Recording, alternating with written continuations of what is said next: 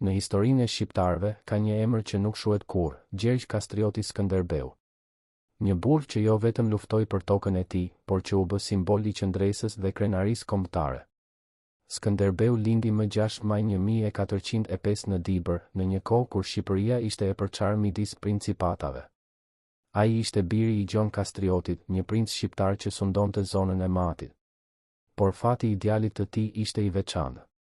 Që në moshë të vogël, Skënderbeu u dërgua peng në oborin e sultanit Osman, ku u rrit dhe u edukua si një nga ushtarët më të zot të perandorisë. Në radhët e ushtrisë osmane, ai mori emrin i Skenderbej, nga ku më vonë u shqiptua Skënderbeu. Ai u bë komandant, fitoi betejë dhe u njoh si një strateg i jashtëzakonshëm. Por në shpirt, ai nuk kishte harruar asnjëherë se kush ishte dhe nga vinte. Në vitin 1443, gjatë betejës së Nishit, Skënderbeu braktisi ushtrinë osmane dhe u kthye në Adve. Ai mori kështjellën e Krujës, ngriti flamurin me shqiponjen e zezë dy krenare dhe shpalli kryengritjen kundër perandorisë osmane.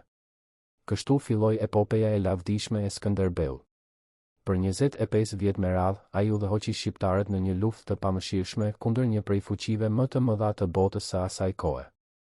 Në udhëheqjen e tij, shqiptarët fituan betejë të mëdha si ajo e Torviollit 1444, ku ushtria e tij prej vetëm disa mijëra luftëtarësh mundi mijëra Osman të armatosur më mirë. Skënderbeu nuk ishte vetëm një luftëtar, ishte një diplomat i zgjuar.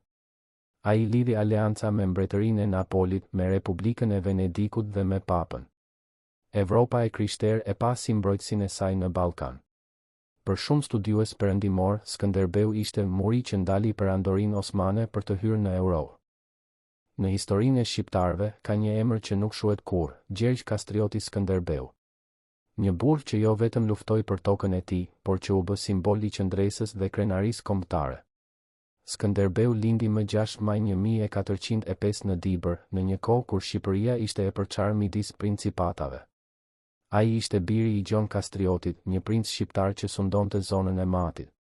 Por fati i djalit të tij ishte i veçantë. Që në moshë të vogël, Skënderbeu u dërgua peng në oborin e sultanit Osman, ku u rrit dhe u edukua si një nga ushtarët më të zot të perandorisë.